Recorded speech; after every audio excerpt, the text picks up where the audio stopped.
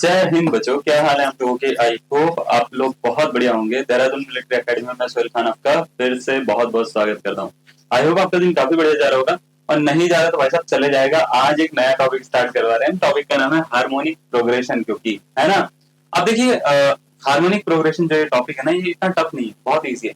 हमने जो sequence in series में पढ़ना है ना, जिसके ऊपर ज्यादा क्वेश्चन आते हैं, मैं आपको बताता हूँ क्या आते हैं। सबसे ज्यादा क्वेश्चन जो आते हैं वो आते हैं रिलेशन के ऊपर, कि अर्थमेटिक प्रोग्रेशन मतलब तीन टर्म्स दे रखे, उसके बीच में कुछ रिलेशन है, ये एपी होगी, जीपी होगी, एचपी होगी। ये तीनों जो मिलके बनेंगी वो हार्मोनिक मीन बनाएंगी, ज्योमेट्रिक मीन बनाएंगी, अर्थमेटिक मीन बनाएंगी। ऐसे कुछ क्वेश्चन आते हैं। उसके बाद दूसरे नंबर पे आते हैं अर्थमेटिक प्रोग्रेशन के क्वेश्चन। तीसरे नंबर पे आते हैं ज्योमेट्रिक प्रोग्रेशन के क्वेश्चन। और उनको बहुत ही अजीब क्वेश्चन पेपर बनाना होगा तो हार्मोनिक प्रोग्रेशन का एक आधा क्वेश्चन डाल देंगे। लेकिन हार्मोनिक प्रोग्रेशन में क्योंकि पूछने के लिए ज्यादा कुछ है नहीं, खाली एक रिलेशनशिप होती है और रिलेशनशिप से ही हो जाता है काम, तो इस पे ज्यादा क्वेश्चन बन नहीं पाते, क्योंकि इस पे मतलब कुछ है ही नहीं। एक तरह से देखा जाए तो ज्यादा नहीं है। तो हार्मोनिक प्रोग्रेशन हम पढ़ेंगे, और इसमें आपको ये बताएंगे कि इसमें क्वेश्चन किस तरीके से बनते हैं और क्या क्या पूछा जाता है। तो सबसे पहले देखो, कोई भी टॉपिक के क्वेश्चन कराने से पहले टॉपिक के बारे में थोड़ा सा हमको पता होना चाहिए। हार्मोनिक प्रोग्रेशन ये होता क्या है, सबसे पहले क्या होती है हार्मोनिक प्रोग्रेशन, इसके ऊपर हम डिस्कशन स्टार्ट करते हैं आज का। देखिए, कोई भी प्रोग्रेशन, हार्मोनिक प्रोग्रेशन कब होती है। हार्मोनिक प्रोग्रेशन होने के लिए एक कंडीशन है। जैसे मैं एक मान लेते हैं, एक मैंने प्रोग्रेशन लिखी है, हार्मोनिक प्रोग्रेशन है 1/2, 1/4, 1/6, है ना, 1/8, ऐसे करते करते करते 1/20 तक। तो ये प्रोग्रेशन एक हार्मोनिक प्रोग्रेशन है। अब आपको अगर मैं पूछूं क्या इसमें कोई रिलेशनशिप फॉलो हो रही है, क्या इसमें डिफरेंस सेम है, तो आप बोलेंगे नहीं सर। अगर मैं 1/2 और 1/4 को मतलब माइनस करता हूँ तो कुछ ऐसे बनेगा, 4 इसका एलसीएम आएगा सर, है ना। माइनस करता हूँ, सॉरी, माइनस करता हूँ, ठीक है। तो ये ऐसा होगा, 4 इसका एलसीएम आएगा सर, है ना। 4 इसका एलसीएम आएगा, ऊपर कितना आ जाएगा, 4 एकम 4, और यहाँ पे आ जाएगा 2 दूनी 4, तो माइनस का 1/4 हो रहा है सर, है ना। माइनस का 1/4 हो रहा है, माइनस का 1/4 या प्लस का 1/4 हो रहा होगा, ठीक है। तो हम मतलब यहाँ पे अगर ध्यान से इन दोनों को माइनस करेंगे तो 1/6 और 1/4 को माइनस करेंगे तो ऑब्वियस सी बात है, मेरे पास में 12 नीचे आ रहा है। तो नीचे और ऊपर वाले को मैं देखूं तो 4 में से 6 माइनस कर रहा हूँ, है ना। 4 में से कितना माइनस, 4 में से 6 नहीं, 6 दूनी 12, 2 में से 3 माइनस कर रहा हूँ मैं, तो 2 में से 3 माइनस कर रहा हूँ मैं। तो ये माइनस का 1/4 ऐसा कुछ दिख रहा है मेरे को, माइनस का 1/12 ऐसा कुछ दिख रहा है मेरे को। तो अगर ऐसा है तो मैं ये तो कह सकता हूँ कि भाई यहाँ पे जो है, यहाँ पे एक चीज तो नहीं है क्या, डिफरेंस तो सेम नहीं है। डिफरेंस यहाँ पे 12 का है। अब वो प्लस माइनस का खुद ध्यान दे सकते हैं कि भाई प्लस क्या है माइनस क्या है, ठीक है, उससे कुछ फर्क नहीं पड़ता। मेरा कहने का सेंस ये है कि यहाँ पे डिफरेंस सेम नहीं है ना। क्या यहाँ पे रेशियो सेम है, तो आप बोलेंगे सर रेशियो भी सेम नहीं है। रेशियो सेम नहीं है इसका मतलब क्या है, जैसे 1/4 को 1/2 से डिवाइड करो जरा, तो ये 1/2 आ रहा है ना। 1/6 को 1/4 से डिवाइड करो तो देखो जरा, ये 3 आ रहा है, ये 2 आ रहा है, तो ये 2/3 आ रहा है। तो कहने का मतलब ये कि रेशियो भी सेम नहीं है। तो ना तो डिफरेंस सेम आ रहा है, ना ही रेशियो सेम आ रहा है, ना तो ये एपी है ना तो ये जीपी है। तो एचपी में ऐसी क्या प्रॉपर्टी है जो फॉलो होती है। तो एचपी होता क्या है एक्चुअल में, हार्मोनिक प्रोग्रेशन एक ऐसी प्रोग्रेशन होती है जिसकी अगर आप हर टर्म को, हर मतलब मैं हर टर्म की बात कर रहा हूँ, इसकी भी, इसकी भी, इसकी भी, इसकी भी, हर टर्म को मैं क्या करूं, अगर उल्टा कर दूं, उल्टा, उल्टा मतलब समझते हो, रेसिप्रोकल। जैसे अगर मैंने 1/2 लिखा है तो 1/2 का उल्टा 2/1 यानी 2, है ना।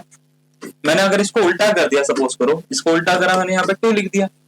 1/4 को मैंने क्या लिख दिया, 4/1 लिख दिया, तो 4 लिख दिया, है ना। 1/6 को 6/1 कर दिया, 1/8 को 8/1 कर दिया, और ऐसे करते करते करते करते यहाँ तक पहुंच गया। तो अगर मैं क्या करूं, उसकी हर टर्म को उल्टा कर दूं, तो ये जो रिजल्टिंग सीरीज होगी ये एक एपी बनाएगी। यानी कहने का मतलब ये होता है, हार्मोनिक प्रोग्रेशन है क्या, हार्मोनिक प्रोग्रेशन एक ऐसी प्रोग्रेशन है जिसकी अगर मैं हर टर्म को रेसिप्रोकल कर दूं तो जो नई सीक्वेंस बनती है वो एक एपी बनती है बच्चे। अब अगर आप इसको ध्यान से देखो तो इसमें कुछ भी इक्वल या कुछ नहीं हो रहा था, लेकिन अगर इसमें ध्यान से देखोगे तो इसमें 2-2 का गैप है, इसमें 2-2 का गैप है, इसमें 2-2 का गैप है। तो हो क्या रहा है, हो ये रहा है कि जब भी हम इसका गैप देख रहे हैं तो बार बार सेम आ रहा है। और कभी भी किसी भी प्रोग्रेशन में अगर ऐसा होता है कि सक्सीडिंग टर्म और प्रीसीडिंग टर्म का जो डिफरेंस होता है वो सेम होता है, तो वो जो प्रोग्रेशन होती है उसको हम एपी बोलते हैं। तो हार्मोनिक प्रोग्रेशन है क्या, एक्चुअल में कन्वर्स है, मतलब रेसिप्रोकल सीरीज है एक तरह से, है ना। तो इसमें हर टर्म को रेसिप्रोकल रेसिप्रोकल रेसिप्रोकल करके हम एपी बना सकते हैं। क्लियर है। तो कोई भी प्रोग्रेशन, अगर हार्मोनिक प्रोग्रेशन अगर आपको उसको चेक करना तो उसके टर्म को उल्टा करो, उल्टा करने के बाद में चेक करो कि क्या वो एपी बना सकती है या नहीं बना सकती है। तो आप बोलेंगे हाँ, अगर वो बना सकती है तो वो हार्मोनिक प्रोग्रेशन है, नहीं बना सकती तो वो नहीं है। बात समझ में आ रही है? तो होने के लिए क्या है, ना होने के लिए क्या है, आपको समझ में आ गया। अब देखो जैसे एपी में होता था, एपी में फर्स्ट टर्म लिखते थे, सब कुछ करते थे, ऐसे ही क्या होगा हार्मोनिक प्रोग्रेशन में फर्स्ट टर्म है ना, कॉमन डिफरेंस होगा यहाँ पे भी है ना, और बाकी सारी चीजें होंगी।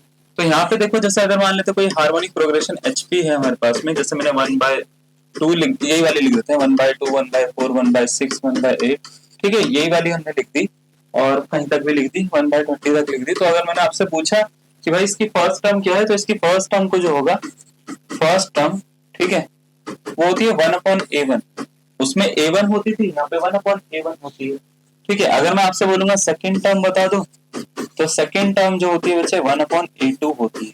क्या मतलब 1/2 1/4 1/6 है ना, और इसको उल्टा करेंगे तो एपी बनेगा, याद रखिएगा। और इसका अगर कॉमन डिफरेंस निकालना होगा आपको तो वो होता है 1/A2 माइनस 1/A1, या ऐसे भी कह सकते हैं 1/AN माइनस 1/AN माइनस 1, मतलब पीछे वाले में से आगे वाला माइनस करो, तो 1/A2 माइनस 1/A1 कर लो, या 1/A3 माइनस 1/A2 कर लो, कुछ भी कर लो, ठीक है, सेम ही है। जो कॉन्सेप्ट अरिथमेटिक प्रोग्रेशन का है ना, वही कॉन्सेप्ट यहाँ पे आपको लगाना है। अगर आपको n की बात करें, n होता है number of terms, number of terms है ना। और अगर आपको जैसे मान लेते हैं किसी हार्मोनिक प्रोग्रेशन में नंबर ऑफ टर्म्स पता है, कॉमन डिफरेंस पता है, फर्स्ट टर्म पता है, तो आप इसकी nth टर्म निकाल सकते हो। nth टर्म का formula 1/A1 plus n-1 into D होता है, जहां पे डी क्या होता है 1/A2 माइनस 1/A1। आप समझ सकते हो इस तरीके से ये होता है। तो आप ऐसे समझाइए इसको, या ऐसे समझिए इसको, 1/A1 है ना plus n-1 into 1/A2 minus 1/A, ऐसा कुछ आपको देखने को मिलेगा अपनी बुक्स में, ऐसा कुछ आपको देखने को मिलेगा हार्मोनिक प्रोग्रेशन। लेकिन जब भी हम क्वेश्चन सॉल्व करेंगे ना, मैं आपको बताता हूँ, आपको ये सब नहीं करना। आपको अगर मान लेते हैं किसी भी एचपी की कोई भी टर्म निकालनी है, तो उसकी टर्म्स को रेसिप्रोकल करके एपी बना लो, और फाइनल आंसर निकालने के लिए फिर एचपी बना लो, आपका आंसर आ जाएगा। मतलब क्या है, जैसे सपोज करो मैंने आपको बोला कि भाई कोई एचपी है ना, मैंने बोल दिया कोई एचपी है, और मैंने बोला find the fourth term of an HP, ठीक है, harmonic progression, whose third term is मान लेते हैं कुछ भी है, मान लेते हैं 1/5 है, ठीक है, कुछ भी मान लो, अपनी मर्जी नहीं मान ली, ठीक है, एंड 1/5, ठीक है, एंड मान लेते हैं सेवेंथ टर्म मान लेते हैं, ठीक है,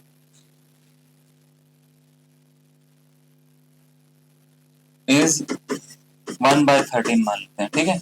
आपसे बोला गया कि एक एपी है, एचपी है, उसकी फोर्थ टर्म आपको निकालनी है, इसकी थर्ड टर्म तो 1/5 है, सेवेंथ टर्म जो है 1/13 है, तो बताओ कौन सी क्या होगी उसकी। तो आपको करना क्या है बच्चे, आपको ना हार्मोनिक प्रोग्रेशन के फॉर्मूले लर्न करने की बिल्कुल भी जरूरत नहीं, बिल्कुल जरूरत नहीं। मैं बताता हूँ उसको करने का तरीका। आपको ये पता है कि एचपी जो होता है उसका रेसिप्रोकल करते हैं टर्म्स का, तो वो एपी बनाती है, सबको पता है ये बात है ना। अब तो पता लग गई है कि एचपी की टर्म्स को अगर रेसिप्रोकल करूं मैं तो वो एपी बन जाएगी। तो एपी अगर बन जाएगी तो इसका मतलब ये है कि अगर मैं इसको एपी बना के एपी के टर्म्स में लिखूं, तो A3 जो दे रखा है 1/5 का उल्टा 5 दे रखा है, आपको ये एपी में कन्वर्ट कर रहा हूँ, है ना। किस में कन्वर्ट कर रहा हूँ, एपी में कन्वर्ट कर रहा हूँ। तो इसका मतलब a प्लस 2d की वैल्यू दे रखी है 1/5 का उल्टा यानी 5, इक्वेशन फर्स्ट कंसिडर कर लो। इसी तरीके से सेवंथ टर्म दे रखी है, तो a7 इज इक्वल टू कितना दे रखा है 13 दे रखा है, यानी a प्लस 6d की वैल्यू दे रखी है कितना 13, है ना, इक्वेशन 2 कंसिडर कर लो। तो नाउ दोनों इक्वेशन को सॉल्व कर लो, elimination method, a plus 6d बराबर 13 है ना, a प्लस 5d 2d बराबर कितना है बच्चे 5 है। एलिमिनेशन मेथड लगाते हैं, यहाँ पे माइनस का, यहाँ पे माइनस का, यहाँ पे माइनस का सिंबल लगाते हैं, इससे इसको कट कर लेते हैं। 6 में से 2 गया तो बचे 4d बचा, 13 में से 5 गया तो बचे होता है 8, तो d की वैल्यू आ गई बच्चे 2, 8 और 5 13 है ना, 4 से 8 2 बारी में कटता है, तो d की वैल्यू कितनी आ गई 2 आ गई। अब d को मैं सपोज करो यहाँ पे रखता हूँ, तो 2 दूनी 4 4 को उधर लेके जाता हूं तो a की वैल्यू 1 आ जाएगी बच्चे। पहली टर्म इसकी 1 है और d की वैल्यू कितनी है, 2 है। तो अब आपसे कोई भी पूछा है, आपसे पूछा है फोर्थ टर्म बता दो, तो फोर्थ टर्म बताने के लिए आपको क्या करना है बच्चे, ठीक है, मैं आपको थोड़ा सा यहाँ से ये चीजें हटाता हूँ, है ना, आप इसका स्क्रीनशॉट ले लेना वीडियो पीछे करके, मेरे पास में जगह नहीं है तो मैं यहाँ पे लिखूंगा, है ना। तो अब जैसे आपसे मान लेते हैं फोर्थ टर्म पूछी गई है, आपसे ये बोला गया A4 बता दो, तो आपको ये पता है कि इस पे A+3D लिखते हैं, है ना, सबको पता है भाई। ये वाले टॉपिक पे, ये वाली वीडियो पे तभी आना जब तुमने AP पढ़ रखा है, वरना मैं क्या बोल रहा हूँ तुम्हारे को क्या पता लगेगा, है ना। तो A4 को क्या लिखते हैं हम, A+3D लिखते हैं, A+3D यानी A है 1 + 3 × D, A कितना है 2, तो भाई कितना हो गया ये 1 प्लस कितना हो रहा है, 7 हो रहा है, 6 हो रहा है मतलब, है ना, ये टोटल 7 हो रहा है। तो A4 7 है, तो फोर्थ टर्म अगर HP की निकालनी है तो इसको उल्टा कर दो, HP की निकालनी तो 1/7 हो जाएगी। ये तरीका होता है बच्चे करने का। ध्यान से देखो, आपको बोला था किसी AP की कैसे करना, किसी AP की थर्ड टर्म जो दे रखी थी 1/5 दे रखी थी, और सेवेंथ टर्म 1/13 दे रखी थी, एंड आपसे पूछा गया था कि इसकी फोर्थ टर्म बता दो। मुझे पता है अगर ये HP है तो इसका रिवर्स करके जो बनेगा वो AP होगा, इसका मतलब A3 जो होगा वो 5 होगा AP के फॉर्म में अगर मैं लिखूं, और A7 जो होगा वो 13 होगा। आप इसको सॉल्व कर दो, A+6D इसको लिखते हैं, A+2D उसको लिखते हैं, एलिमिनेशन मेथड लगा के D की वैल्यू 2 आ रही है और A की वैल्यू 1 आ रही है, ठीक है, D की वैल्यू 2, A की वैल्यू 1 आ गई, तो भाई साहब ये रहा फोर्थ टर्म निकालनी है, A+3D बोलते हैं, 1 + 3 × 2 6 और 1 7, उल्टा करो बन गई, ठीक है। तो जैसे उठाया था वैसे ही उसको जो है दोबारा से बना दो, मतलब क्या था, आपने उल्टा करके AP बनाया था, दोबारा से उल्टा करके दोबारा से HP में कन्वर्ट कर दो, तो ये ऐसा हो जाता है, बात समझ में आ रही है ना। तो इस तरीके से अगर आप इसको करोगे तो ये सारे क्वेश्चन सॉल्व हो जाएंगे। अभी देखिए हम क्या करते हैं, आपसे हार्मोनिक, याद रखिएगा हार्मोनिक प्रोग्रेशन अगर आपको करना है तो आपको अर्थमेटिक प्रोग्रेशन की थोड़ी सी बातें पता होनी चाहिए। ऐसा नहीं कि आप बिल्कुल उठ के मुंह धोकर बैठ गए हो और बोले कि भाई पढ़ाओ हमारे को, हम पढ़ने को तैयार है, नहीं भाई साहब। म्यूचुअल अंडरस्टैंडिंग कैसे बनती है, आपको दोनों तरफ से करना पड़ेगा, हम कर रहे हैं मेहनत तो आपको ही मेहनत करनी पड़ेगी। ऐसा नहीं कि मैं मेहनत कर रहा हूँ तुम लगे पड़े हो, तुम कह रहे हो यार ये वाली वीडियो में मजा नहीं आ रहा, मजे के लिए पढ़ा रहा हूं तुम्हारे को, ठीक है, मजा दिलाऊं तुम्हारे को मैं, ठीक है, मजा दिलाने के लिए और भी बहुत सारे तरीके हैं, बताए ना तुम्हारे को। हाँ, वो तरीके तुम मुझसे पूछना, मैं बताऊंगा तुम्हारे को कैसे मजे आते हैं, ठीक है, सारे मजे बताऊंगा मैं तुम्हारे को, लेकिन यहाँ पे आपको थोड़ी सी मेहनत तो करनी पड़ेगी बच्चे, है ना। चलो आप देखो, जैसे एक क्वेश्चन दे रखा है, क्वेश्चन में बोला गया है if the seventh term of an HP, ठीक है, HP is 1/10 and 12th term is 1/25, then the 20th term is, आपसे पूछा है कौन सी होगी, 1/37, 1/41, 1/45, 1/49, कौन सी इसकी 20वीं टर्म होगी, ये आपसे पूछा गया है, 20वीं टर्म कौन सी होगी, ठीक है ना, 20वीं टर्म, क्लियर।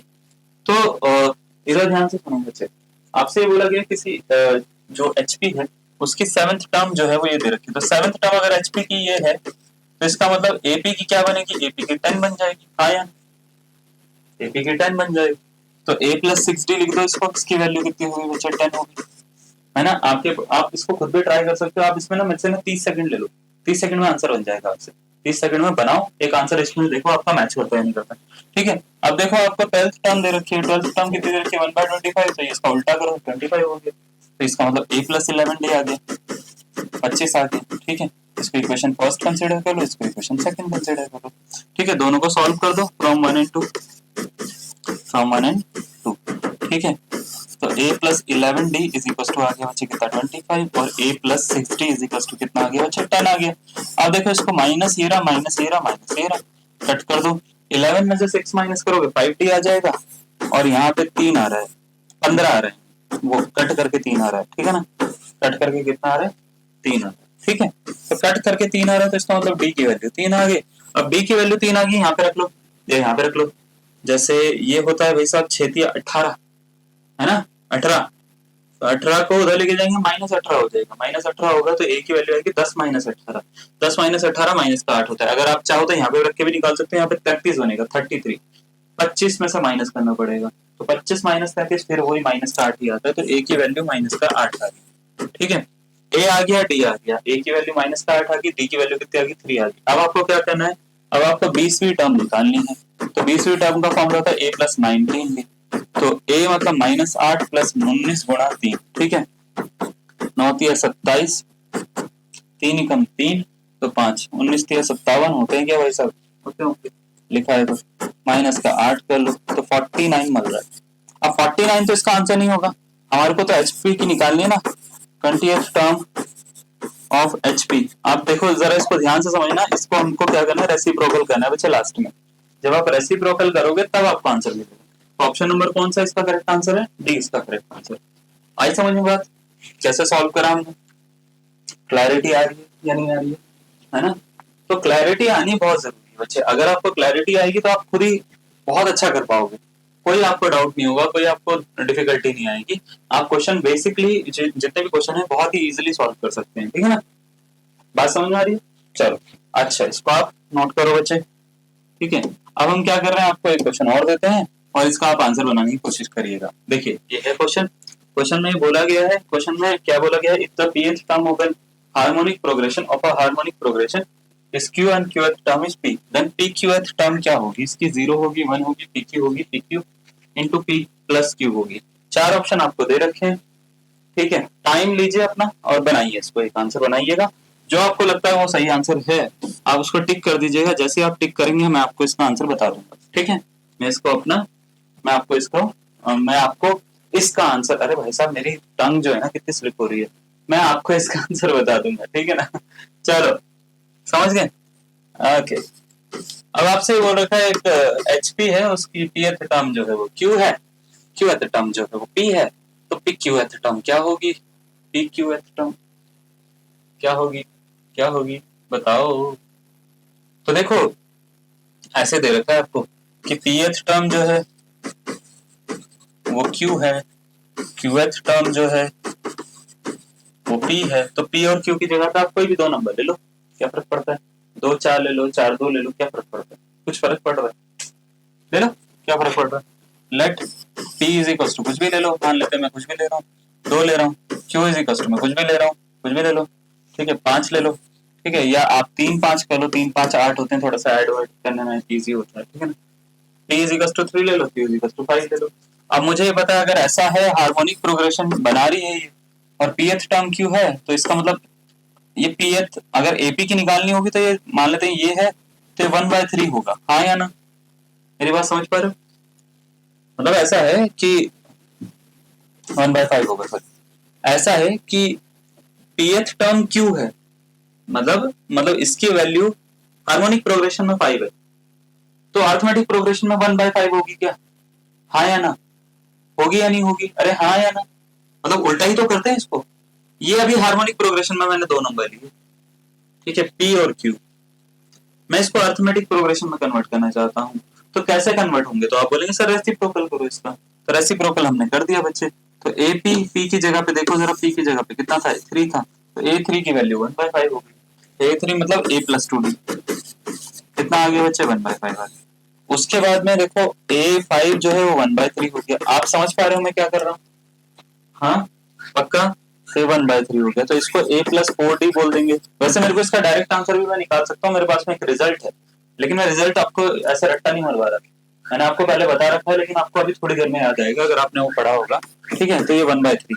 अब हम क्या करेंगे, इसको इक्वेशन फर्स्ट कंसीडर कर लेते हैं, इसको इक्वेशन क्या कंसीडर कर लेते हैं? सेकंड, और दोनों इक्वेशन को सॉल्व कर लेते हैं फ्रॉम 1 एंड 2। दोनों इक्वेशन को सॉल्व कर लेते हैं, तो देखो टू सेकंड इक्वेशन ये हो गई और ये वाली क्या हो गई? a प्लस 2d 1/5 हो गई, ठीक है। अब माइनस ये हो गया, माइनस ये हो गया, माइनस ये हो गया, कट करो, 2d is equal to 1/3 minus 1/5 आ रहा है? हाँ आ रहा है ना? ठीक है, तो 2d इज इक्वल टू आ रहा है बच्चे 5 माइनस 3/15, तो 5 माइनस 3 2/15 होते हैं, इससे इसको कट दो, तो कट दिया हमने, तो ये आ गया बच्चे 1/15। अब 1/15 जो है वो d की वैल्यू आई, तो a भी निकालते हैं। अब a कैसे निकालेंगे? यहाँ पे रखेंगे 1/15, तो 2 इंटू 1/15 2/15 उधर ले जाके माइनस कर दो, तो पुटिंग इन फर्स्ट में पुट करेंगे a plus 2/15 is equal to 1/5, है ना। तो a is equal to 1/5 minus 2/15, तो बच्चे ये 15 आएगा इसका एलसीएम, 5×3 = 15, 1/15 ही मिलेगा इसको सॉल्व करके। तो ए की वैल्यू कितनी आ रही है बच्चे, 1/15 आ रही है। अब आपसे पूछा है ए पी क्यू निकाल दो, है ना, क्या निकाल दो, A P Q. A P Q का मतलब ये होता है भाई साहब, आपको क्या निकालना है, ए 3×5, ए 15वीं टर्म है ना, ए 15 निकालना है, जो कि होता है ए प्लस 14d। ए कितना है, ए है 1/15 प्लस 14d कितना है 1/15, तो 14/15, तो 15/15 होगी। 15/15 की वैल्यू कितनी होती है, 1 होती है।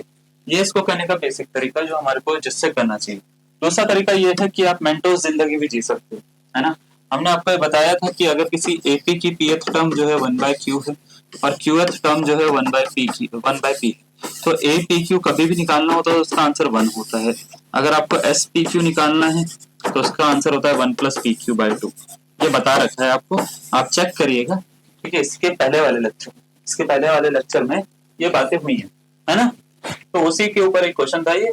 अब भाई साहब एपी में अगर इसका आंसर 1 आ रहा है तो एचपी में भी तो 1 ही आएगा, 1 का रेसिप्रोकल तो 1 ही होता है ना, तो इसका आंसर 1। बस समझ में। बट आप मेरी बात को एकदम से मानते नहीं ना, मेरे को तुम्हारा पता है तुम्हारा पता है ना, तुम बोलते हो सर प्रूफ करके दिखाओ, हम नहीं मानते तुम्हारे, हमारे को विश्वास नहीं है तुम्हारे पे, है ना। तो मैं प्रूफ करके बताया कि भाई साहब आप वैल्यू रखे लेके आंसर निकाल के देखो 1 आएगा, वरना मैं डायरेक्ट ये बोल देता, तुम बोलते यार ये तो रटा रहे हो आप, है ना। तो ये नहीं करना, समझ में आ रहा है। अच्छा अब क्लैरिटी है, कोई डाउट है कैसे करना है, ठीक है। कोई भी देखो आपको ना एग्जाम में, मैं आपको बताता हूँ, एग्जाम में आपको क्वालिफाई करना है, तो क्वालिफाई करने के लिए आपको साम दाम दंड भेद जो भी दिखता है आपको सारे लगा देने।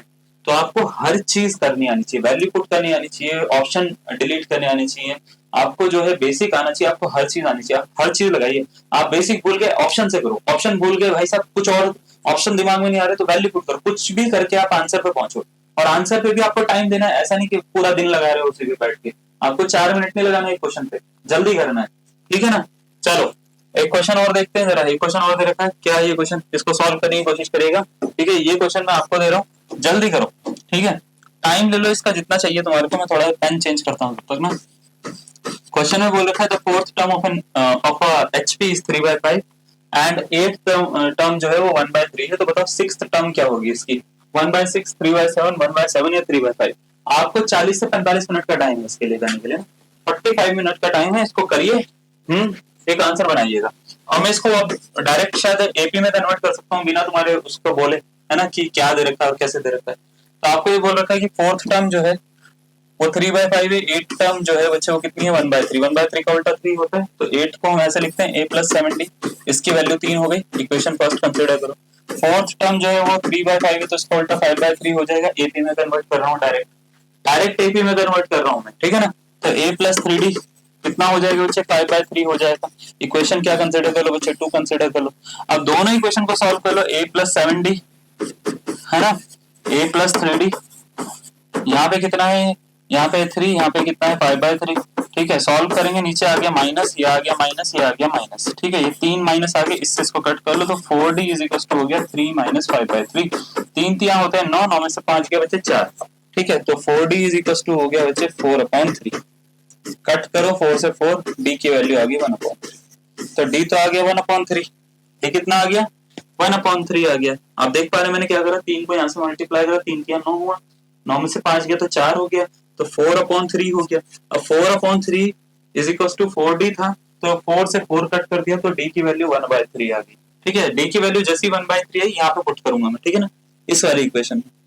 तो देखो 3 × 1/3 बनेगा, आप समझ पा रहे हैं, a + 3 × 1/3 बनेगा, 3 से 3 कट हो जाएगा, 1 आ जाएगा। इस 1 को उधर शिफ्ट करेंगे तो -1 हो जाएगा। अब 5/3 -1 हो गए, तो 5/3 -1 का जब आप एलसीएम लोगे तो 5 - 3/3 होता है, जैसे 2/3 आ जाता है। तो a की वैल्यू कितनी हो जाती है बच्चे, 2/3 हो जाएगी। बात समझ में आ गई, है ना। इतना तो करना आना चाहिए आपको कि मैं क्या कर रहा हूँ, आपको एलसीएम लेना आना चाहिए, नहीं आता तो भाई मैं पूरा करके दिखा दूंगा, कोई बड़ी बात नहीं है मेरे लिए, ठीक है ना। मैं इसको पूरा करके दिखा दूंगा, हो जाएगा वो, कोई दिक्कत वाली बात नहीं। अब आपसे पूछा 6th टर्म बता दो, 6th टर्म कैसे निकालते हैं, तो भाई बड़ा आसान होता है 6th टर्म निकालना, a + 5d लिख दो, तो a + 5d यानी 2/3 + 5 × 1/3, है ना। तो 5 और 2 हो जाते हैं 7, 7/3 हो जाते हैं। ये तो a6 है, तो 6th टर्म hp की निकालनी है, 6th टर्म ऑफ hp अगर मेरे को निकालनी है तो ये बच्चे 3/7 हो जाएगी, इसका उल्टा 3/7 है किसी ऑप्शन में, बी फॉर बी पॉजिटिव मेरा ब्लड ग्रुप, इसका करेक्ट आंसर है। समझ में आया? बहुत इजी है यार, है ना, बड़ा मजेदार था ये, इजी सा था, कुछ नहीं था इसमें करने के लिए, ऐसा कुछ नहीं कि आपसे नहीं होगा, हो जाएगा, बहुत इजी है ना, बहुत ज्यादा इजी। चलो इसको करो। अब मैं क्या कर रहा हूँ, नए कॉन्सेप्ट पे आ रहा हूँ। देखो ऐसा होता है कि यहाँ पे ना कॉन्सेप्ट और भी बहुत सारे करने के लिए, जैसे अर्थमेटिक मीन का कॉन्सेप्ट है और ये सब चीजें हैं, उसके ऊपर क्वेश्चन आते हैं, मैं आपको थोड़ा सा करवाता हूँ। देखो मैंने क्या बोला, मैं आपका कुछ भी पोर्शन छोड़ने वाला नहीं, मैंने बेसिक करवाया, ठीक है, अब मैंने हार्मोनिक प्रोग्रेशन के बारे में बताया, मैंने ज्योमेट्रिक प्रोग्रेशन उसके ऊपर प्रॉपर्टी करवाई, अब मैं सबको मिक्स करके करवाऊंगा, arithmetic mean, geometric mean, harmonic mean के ऊपर प्रॉपर्टीज करवाऊंगा, ठीक है, स्पेशल सीरीज करवाऊंगा, आपको करवाऊंगा सब कुछ, छुड़वाना कुछ नहीं है मुझे। तो आप जब ये चैप्टर करके जाओगे क्लास से, आपको खुद अंदर से कॉन्फिडेंस आएगा, यार आता है ना, आता है, मैं कुछ ना कुछ तो कर ही लूंगा वहां पे। तो ये कॉन्फिडेंस होना जरूरी है आपके अंदर, और ये कॉन्फिडेंस तभी आएगा जब आप करके जाओगे, है ना। तो करके जाएं, और मैं बताता हूँ क्या है भाई साहब। दूसरा टॉपिक आता है हमारे पास में, अर्थमेटिक मीन। अर्थमेटिक मीन क्या होता है पहले तो ये समझिएगा, इसको एक और नाम से भी जानते हैं, इसको हम बोलते हैं एवरेज। एवरेज हिंदी में क्या बोलते हैं, हिंदी में बोलते हैं इसको औसत, औसत भी बोलते हैं इसको, और क्या बोलते हैं, और भी बोलते हैं इसको माध्य भी बोल देते हैं कई बार। अब आप बोलेंगे सर ये माध्य तो मीन होता है, अरे मीन ही अर्थमेटिक मीन होता है, ठीक है, मीन को ही अर्थमेटिक मीन कहते हैं। बहुत सारे बच्चों में कंफ्यूजन है कि अर्थमेटिक मीन सिर्फ तभी निकलता है जब 3 टर्म्स एपी में हो, ऐसा नहीं होता। बच्चों ने ये पढ़ रखा है कि अगर मान लेते 3 टर्म्स है ए बी सी, वो एपी में है, तो ये प्रॉपर्टी फॉलो होती है कि बीच वाले का डबल करोगे तो ए और सी के सम के इक्वल आएगा, ऐसे बोल सकते हैं d = a + c/2 आएगा। ये आप सबने पढ़ा, पढ़ा है ना, सबने पढ़ा है, मैंने भी पढ़ा है आपको। मैंने जब पहला चैप्टर करवाया था तभी आपको ये बोला था कि भाई अगर 3 टर्म्स जो है वो एपी में है ना, तो बीच वाले का डबल करोगे तो पहले और तीसरे के सम के इक्वल आएगा, जीपी में है तो स्क्वायर a × c के इक्वल आ जाएगा, ये बताया था आपको, जिसको ज्योमेट्रिक मीन का कॉन्सेप्ट के ऊपर हमने बात की। तो क्या अर्थमेटिक मीन बस इतना ही है, या 3 टर्म्स अगर एपी में हो तभी लगेगा? देखो मैं एक चीज बता देता हूँ, अर्थमेटिक मीन या ज्योमेट्रिक मीन अगर टर्म्स एपी में है तो भी लग सकता है उसका फॉर्मूला, एपी में नहीं है तो भी लग सकता है, लेकिन फिर ये फॉर्मूले काम नहीं करते, ठीक है, ये जो ऊपर लिखा हुआ है ये फॉर्मूला काम नहीं करता। ये फॉर्मूला कब काम करेगा, देखो ये फॉर्मूला तब काम करता है जब 3 टर्म्स एपी में हो। अर्थमेटिक मीन वैसे जो होता है वो किन्हीं भी टर्म्स का निकाला जा सकता है, उसके लिए सीक्वेंस का अर्थमेटिक प्रोग्रेशन बनना जरूरी नहीं है, ठीक है, सीक्वेंस अगर अर्थमेटिक प्रोग्रेशन में नहीं है तो भी हम अर्थमेटिक मीन निकाल सकते हैं। अब सबसे पहले तो आपको ये समझ में आना चाहिए कि अर्थमेटिक मीन होता क्या है। सर अगर ऐसा है तो यहाँ पे तो आप पूरी डेफिनेशन ही चेंज कर दे रहे हो सर, अर्थमेटिक मीन क्या होता है? देखो अर्थमेटिक मीन ऐसा होता है, सपोज करो कि तुम में से बहुत सारे लोग ना, क्या हुआ आजकल ना, लोग जैसी उनकी जॉब लगती है या कुछ भी उनका ज्वाइनिंग होती है, कुछ भी होती है ना, या वो ऑन ड्यूटी होते हैं तो सोशल मीडिया बहुत यूज करते हैं। बहुत फैक्ट है यार ये, ठीक है, सोशल मीडिया बड़ा यूज करते हैं, वो बोलते हैं देखो हम आज अपनी ड्यूटी पे ये काम कर रहे हैं, या कोई भी अधिकारी हो गया वो ऐसे करके दिखाता है, यार मेरे से बड़ा कोई अच्छा नहीं, मेरे से ज्यादा कोई बढ़िया काम नहीं कर रहा है, ठीक है, पुलिस वाले होंगे तो चालान काटते हुए दिखा देंगे, लोग बोलेंगे ऐसे गाड़ी नहीं चलानी, है ना, अच्छी बात भी है, ठीक है लेकिन शो ऑफ भी कुछ ज्यादा होता है, कई बार ऐसा भी होता है, लेकिन अच्छा है, उसमें कोई बुरी बात नहीं। तो सपोज करिए आप जो है वो आप मोटिवेशनल स्पीकर बन गए TEDx पे, आप बता रहे हैं कि मैंने एनडीए कैसे क्वालिफाई करा, मैं कैसे कैसे लेफ्टिनेंट बना या बनी, है ना, मैं कैसे एनडीए क्वालिफाई करी है मैंने, तो सारी आप जो है वो TEDx स्पीकर पे बन के आप अपनी बातें सबको, पूरी दुनिया को सुना रहे। अब हुआ क्या, TEDx वालों ने और बाकी लोगों ने आपको ना पैसे देने शुरू करे, है ना, तो मैंने आपसे बोला कि कितने पैसे कमा ले रहे हो तुम, ये कितना पैसा कमा ले रहे हो लोगों को मोटिवेट करके एनडीए के अलावा? तो आपने बोला सर ज्यादा तो नहीं कमाया, ठीक है, मैंने कहा कितना कमाया, तो आपने बोला सर मैंने ना 40 लाख रुपए कमाए।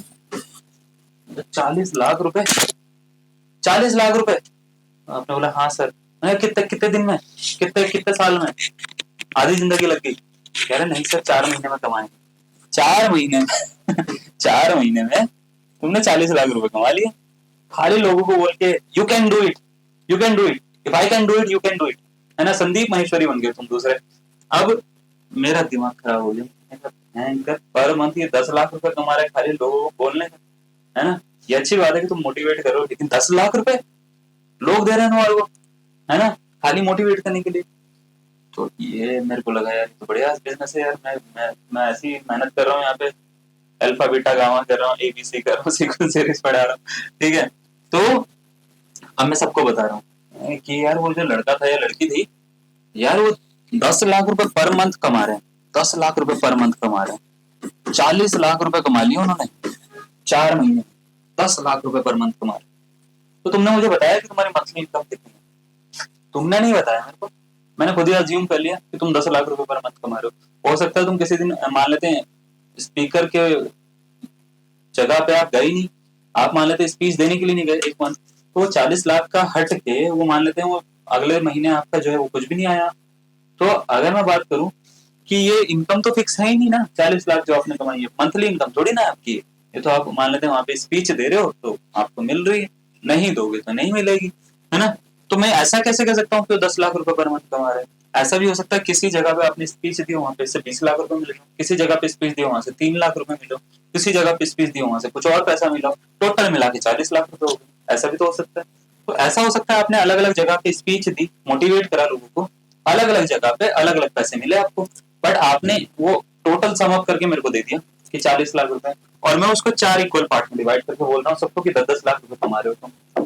तो हो क्या रहा है, मैं यहाँ पे क्या कर रहा हूँ, तुम यहाँ पे क्या कर रहे हो, तुमने मेरे को एक टोटल सम दिया कि मैं 40 लाख रुपए 4 महीने में कमाता हूँ, मैंने उसको बराबर बराबर 4 भागों में बांट दिया, यानी टोटल सम को मैंने क्या करा, टोटल सम को मैंने क्या करा, डिवाइड करा है बच्चे, टोटल सम को मैंने क्या कर दिया बच्चे, डिवाइड कर दिया, डिवाइड कर दिया किससे, नंबर ऑफ ऑब्जर्वेशन से, यानी नंबर ऑफ मंथ से, है ना, नंबर ऑफ मंथ से। तो मेरे पास में जो आंसर आया वो 10 लाख रुपए आया, 40 लाख को अगर मैंने 4 से डिवाइड करा तो मेरे पास में 10 लाख आंसर आया, और 10 लाख मैंने बोल दिया आपकी पर मंथ इनकम है।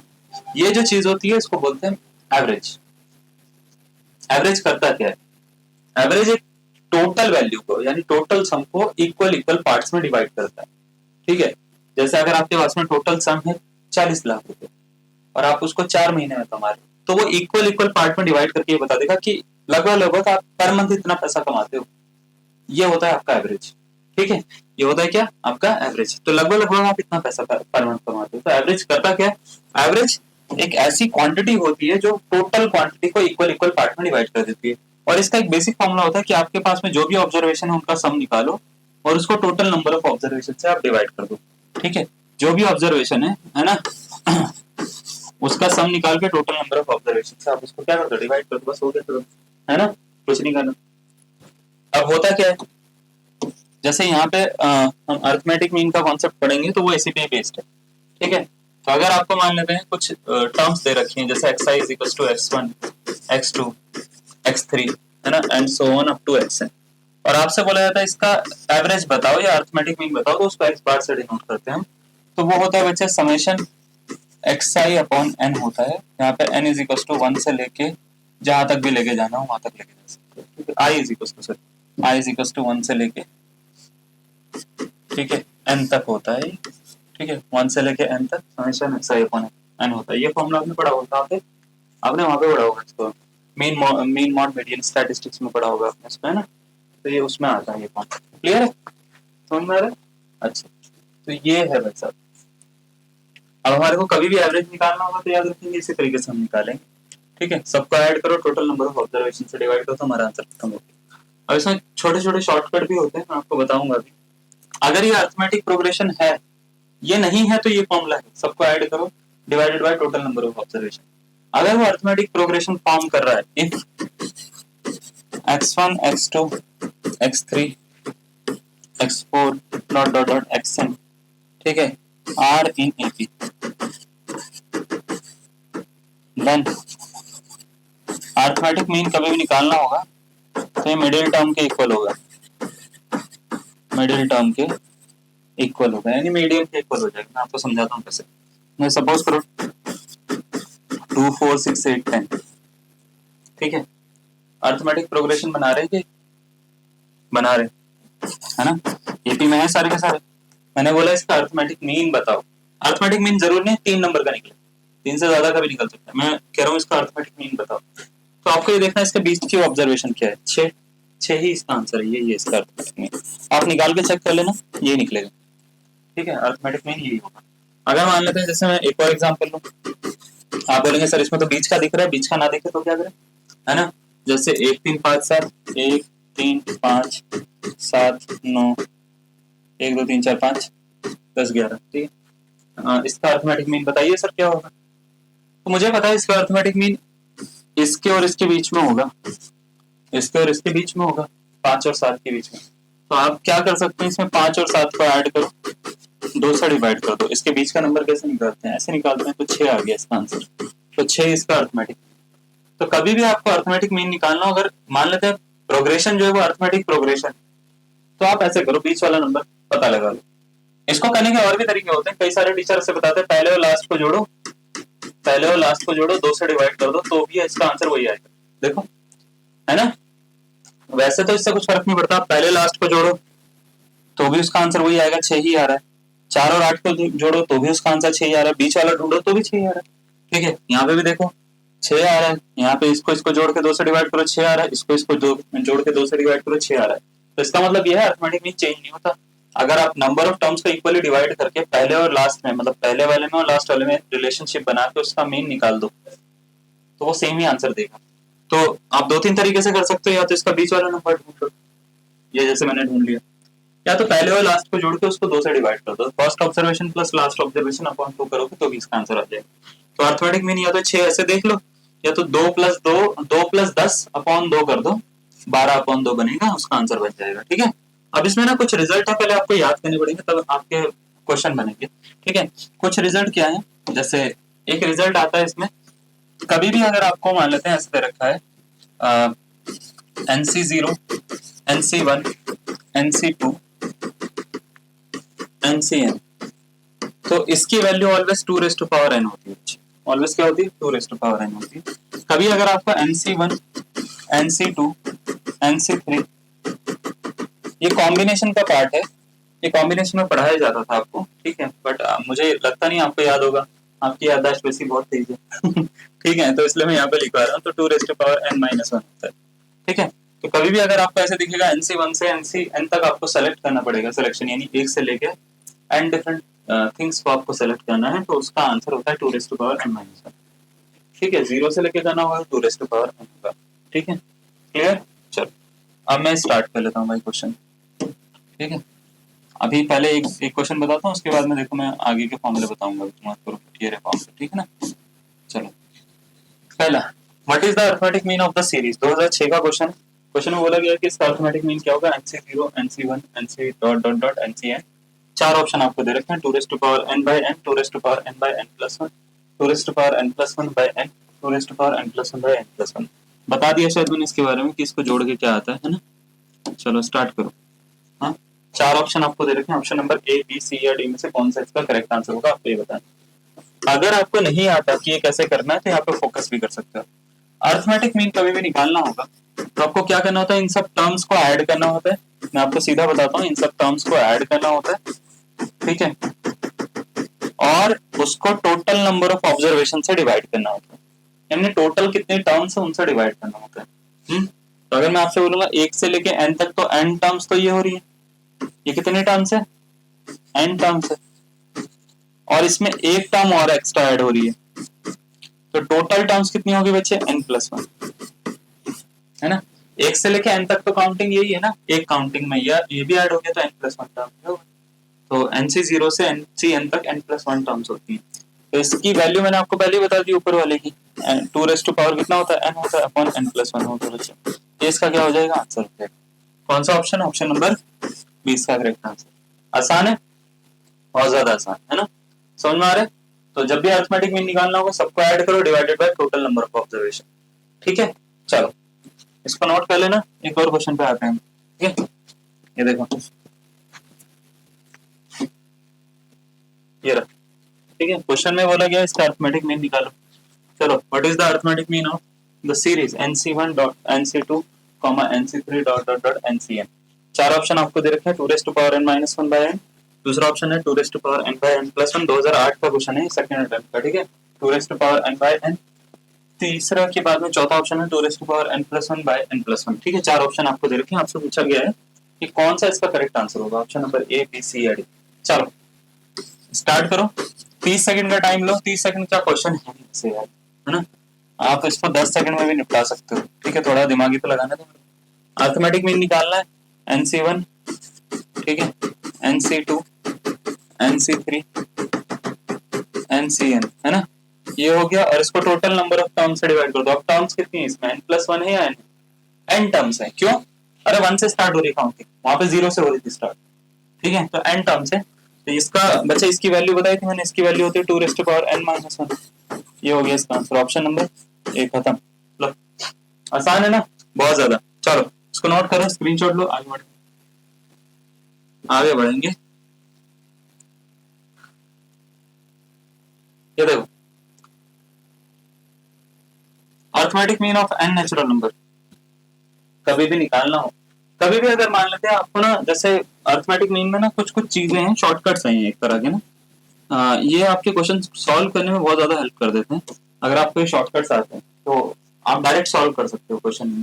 जैसे कभी भी आपको n नेचुरल नंबर दे रखे हो, उनका अर्थमेटिक मीन पूछो, क्या होता है n+1/2। जैसे सपोज करो आपसे बोल दिया जाता है क्वेश्चन में, find the arithmetic mean of, find the arithmetic mean of. अब नेचुरल नंबर होते क्या, पहले पे समझिए, ये होते हैं 1 2 3 4 5 6, ऐसे करते करते करते करते मान लेते हैं 11 तक हम ले रहे हैं। आपसे पूछा इसका अर्थमेटिक मीन बता दो, तो आपको करना क्या है, कितने नंबर हैं काउंट करने, कितने नंबर है, 11, तो n की वैल्यू 11। तो इसका अगर अर्थमेटिक मीन निकालना होगा आपको, तो अर्थमेटिक मीन जो होगा बच्चे इसका वो होगा n+1/2, यानी 11 में एक जोड़ो और उसको 2 से डिवाइड कर दो, 12/2।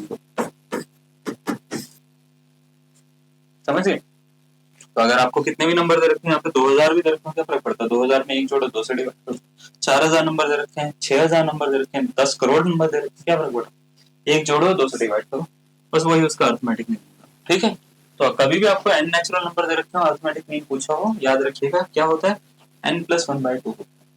इवन नंबर अगर आपको दे रखे हैं और उनका अर्थमेटिक मीन पूछा है तो क्या होगा, वो n+1 होता है। जैसे सपोज करो आपसे कोई क्वेश्चन पूछ लिया जाता है, ठीक है, इसका बताओ, एग्जांपल देता हूँ, एग्जांपल कि अर्थमेटिक मीन निकालना है 2 4 6 8 10 12 13 14, इसका निकालना है, ठीक है, कितना 14 तक दे रखी है, इसका निकालना। वैसे तो मैंने आपको बताया था कि कभी भी ऐसा होता तो बीच वाली जो टर्म होती है वही उसका आंसर होती है, इसमें भी बीच वाली होगी, देखो गैप तो सेम है ना, इसका बीच वाले टर्म इसमें 6 ही आएगी, 5 इस तरफ से 5 आगे की तरफ, बीच में 6 आएगा, तो 6 इसका आंसर था। इसमें बीच वाली टर्म इसका आंसर है, यानी 8 इसका आंसर है, देखो। लेकिन मान लेते हैं मुझे शॉर्ट ट्रिक नहीं आती, मैं इससे करना चाहता हूँ, इस वाली शॉर्ट ट्रिक से, तो इसमें मेरे को क्या करना है, इस वाली शॉर्ट ट्रिक में मेरे को n काउंट करना है। n कितना है यहाँ पे, 1 2 3 4 5 6 7 है। तो मुझे क्या करना है, अर्थमेटिक मीन निकालने के लिए n+1 कर देना है। n+1 का मतलब होता है 7 में 1 जोड़ देना है, 8 आ जाएगा, तो 8 इसका आंसर होगा, दिख रहा है। ऑड नंबर में हम क्या करते हैं, ऑड नेचुरल नंबर कभी दे रखे हो तो उसमें अर्थमेटिक मीन उतना ही होता है जितने नेचुरल नंबर है, ठीक है। अब इसका मतलब क्या है, इसका मतलब ये है कि, इसका मतलब ये है कि मेरे को दूसरा पेन यूज करना चाहिए पहले तो, है ना। इसका मतलब ये है कि अगर आपसे मान लेते हैं अर्थमेटिक मीन पूछ रहे हो 1 3 5 7 9 10 11 12 13 14 15, ठीक है, 16 17, इतने का पूछ लिया, है ना, थोड़ा सा बड़ा करना चाहिए। तो वैसे तो मेरे को बीच में दिख रहा है, इसके बीच में क्या है, 9 है, तो 9 इसका आंसर है। लेकिन फिर भी अगर मेरे को उसको सॉल्व करना है तो मुझे बस इसमें क्या करना है, नंबर ऑफ टर्म्स काउंट कर ले। इसमें कितनी नंबर ऑफ टर्म्स है, 1 2 3 4 5 6 7 8 9, जितनी नंबर ऑफ टर्म्स होती हैं वही इसका अर्थमेटिक मीन होता है, याद रखिएगा। अर्थमेटिक मीन जो होता है वो होता है n के इक्वल, ऑड नंबर्स के केस में, और n यहाँ पे है नंबर ऑफ टर्म्स, तो कितनी नंबर ऑफ टर्म्स है वही इसका क्या होगा, अर्थमेटिक मीन होगा। यहाँ पे नंबर ऑफ टर्म्स कितनी है, 9 है, तो अर्थमेटिक मीन भी कितना हो जाएगा, 9 हो जाएगा। बात समझ में आई आपको। देखो सबसे पहले हमने पढ़ाया नेचुरल नंबर का होता है n+1/2, इवन नंबर का होता है n+1, ऑड नंबर का वही जो नंबर ऑफ टर्म्स होंगी वही हमारा आंसर होगा। अब square of n natural number का, स्क्वायर का मतलब ये होता है बच्चे, कभी भी अगर आपको ऐसे दे रखा हो 1 square 2 square 3 square up to dot dot dot कितना भी मान लेते हैं 5 स्क्वायर तक दे रखा है, आपसे पूछा इसका अर्थमेटिक मीन बताओ, तो अर्थमेटिक मीन निकालना होगा तो आपको सबसे पहले काउंट करना है कि कितने हैं, है ना, कितने हैं, तो आप बोलेंगे n की वैल्यू 5 है, तो आपको अर्थमेटिक मीन निकालना होगा, तो अर्थमेटिक मीन का फॉर्मूला होगा बच्चे n+1 2n+1 बाय 6 होगा, तो n+1 का मतलब होता है 5+1 करोगे बच्चे 6, 2 into 5+1 11 बाय 2 बाय 6 होगा, बाय 6, तो बच्चे 11 इसका आंसर आ जाएगा, ठीक है, क्या आ जाएगा 11, n+1 2n+1 बाय 6, बात समझ में आ गई, कोई डाउट है? ये फॉर्मूले ना हम उसमें भी पढ़ते हैं, जब हम सम निकालते हैं ना, सम ऑफ सीरीज, उसमें भी पढ़ते हैं, तो आपको अभी से पता रहेगा तो उसमें ज्यादा चेंजेस करने नहीं पड़ेंगे, तो थोड़ा सा हल्का फुल्का चेंज करके आपको सारे फॉर्मूला भी लर्न कर लेना है सारे के सारे ना, n+1 2n+1 बाय 6, अगर क्यूब का निकालना है तो क्यूब का ही होता है n+1 का होल स्क्वायर बाय 4, ठीक है, लास्ट क्या दे रखा है, अगर मान लेते हैं पूरी एक सीक्वेंस जो है वो एबी में है कोई, तो अगर आपको उसका अर्थमेटिक मीन निकालना है तो होता है a+b/2, ए और बी होती है वहां पे लास्ट टर्म और फर्स्ट टर्म, मतलब फर्स्ट टर्म और लास्ट टर्म, a+b/2, या ऐसा समझिए इसको बोलते हैं, है ना, first term plus last term whole upon में, ऐसे बनता है first term plus last term upon 2, ये इसका क्या हो जाता है आंसर हो जाता है। जैसे मान लेते हैं मेरे को ना इसका अर्थमेटिक में निकालना है, एपी बना रहे, तो पहली और आखिरी वाली को जोड़ो और 2 से डिवाइड कर दो, आपका आंसर आ जाएगा, तो आपको कोई फॉर्मूला लर्न करने की जरूरत नहीं है, n+1 n कुछ लर्न करने की जरूरत नहीं, अगर मान लेते हैं एपी बना रहे हैं तो ये हो गया, जैसे ये एपी बना रहे हैं तो पहला और 17 को जोड़ो, 1 और 17 कितने होते हैं बच्चे 18, 18 को 2 से डिवाइड करो, देखो 9 इसका आंसर है, ये भी एपी बना रहे हैं, देखो 2 और 14 को जोड़ो 16, 16 को 2 से डिवाइड करो 8 आ जाए, तो ऐसे भी आप कर सकते हो, इसके लिए फिर आपको एक्स्ट्रा फॉर्मूला लर्न करने की जरूरत नहीं है, तो पहला तरीका तो ये है, दूसरे और ये कुछ फॉर्मूलाज है, लास्ट तरीका ये है कि फर्स्ट प्लस लास्ट अपॉन 2 करो, अगर वो एपी बना रहे, करना तभी जब वो एपी बना रहे, अदरवाइज आपको करोगे तो आपका आंसर नहीं निकलेगा। जीपी का भी केस आता है इसमें, मैं यहाँ पे जीपी भी अभी बता देता हूँ, देखता हूँ मैं जीपी के लिए वो है क्या मेरे पास में, एक मिनट रुक जाओ, जीपी यहीं पे बता रहा हूँ, तो अगर मान लेते हैं आपको ज्योमेट्रिक मीन निकालना होगा, तो जनरली क्या होता है, अगर 3 terms A B C GP में है तो ज्योमेट्रिक मीन जो होता है बी होता है अंडर रूट ऑफ ए सी के इक्वल, ठीक है, पहली चीज, ये कितने टर्म्स के लिए होता है, जनरली 3 टर्म्स अगर जीपी में, अगर 2 टर्म्स के लिए निकालना है for 2 terms A and D, तो जीपी का जो फॉर्मूला होता है या ज्योमेट्रिक मीन का जो फॉर्मूला होता है वो होता है under root of A into, ठीक है, अगर मान लेते हैं आपको फॉर 3 टर्म्स निकालना है, आपको फॉर 3 टर्म्स, तो ज्योमेट्रिक मीन का जो फॉर्मूला होता है वो होता है a इंटू बी इंटू सी की पावर 1/3, फॉर मान लेते हैं आपको n टर्म्स निकालना है, तो ज्योमेट्रिक मीन का फॉर्मूला होता है, मान लेते हैं बहुत सारे टर्म्स है मेरे पास में x1 x2, है ना, ऐसे करते करते बहुत सारी टर्म्स है मेरे पास में xn तक, ठीक है, तो इसकी पावर होता है बच्चे 1/n, ये इसके कुछ फॉर्मूलाज होते हैं जीपी के, है ना, ज्योमेट्रिक मीन के, सॉरी ज्योमेट्रिक मीन के, जब भी आपको निकालना हो 1 टर्म 2 टर्म 3 टर्म, ठीक है, तो ये इस तरीके से आप क्या कर सकते हो, इसको सॉल्व कर सकते हो, बात समझ में आ रही है, ठीक है, चलो इसको आप नोट कर लीजिएगा, हम आगे बढ़ेंगे फिर, ठीक है, चलिए अब क्वेश्चन स्टार्ट कर लेते हैं। हार्मोनिक मीन के मैं अभी बता रहा हूँ, अभी आगे है क्वेश्चन उसके ना, मैं अभी बता रहा हूँ 2ab अपॉन प्लस बी कैसे यूज करना, जिससे सबसे पहला क्वेश्चन है 2012 का, what is the arithmetic mean of n odd natural numbers, easy question, भाई साहब बना लोगे, 10 सेकंड में आंसर दो इसका, ठीक है, पीछे मैंने गलती से स्लाइड पीछे कर दी, आंसर देख के बता दो, चलो, ठीक है, 10 सेकंड में आपको आंसर देना है इसका, कौन सा है, option number A B C या D, option number A for Ahmedabad Ahmedabad इसका करेक्ट आंसर है, समझ में आ गया, चलो बढ़िया, ये अभी तो बताया है ना, एन ऑड नेचुरल नंबर्स का क्या होता है, एन होता है, बताओ जरा squares of n natural numbers का क्या होता है, 2013 का क्वेश्चन कितना होता है, option number A B C या D, very good, option number कौन सा इसका, ऑप्शन नंबर सी इसका करेक्ट आंसर है, ऑप्शन नंबर सी इसका करेक्ट आंसर है, समझ में आ गया, इजी बहुत ज्यादा, है ना, बहुत ही ज्यादा इजी। चलो नेक्स्ट क्वेश्चन पे आ जाते हैं। नेक्स्ट क्वेश्चन है what is the mean, mean means arithmetic mean, mean of the squares of first natural numbers 20 natural numbers. ठीक है, 2014 का क्वेश्चन है। ठीक है, 151.5 दे रखा है आपको पहला ऑप्शन, दूसरा दे रखा है 143.5, तीसरा दे रखा है 65, चौथा दे रखा है 72।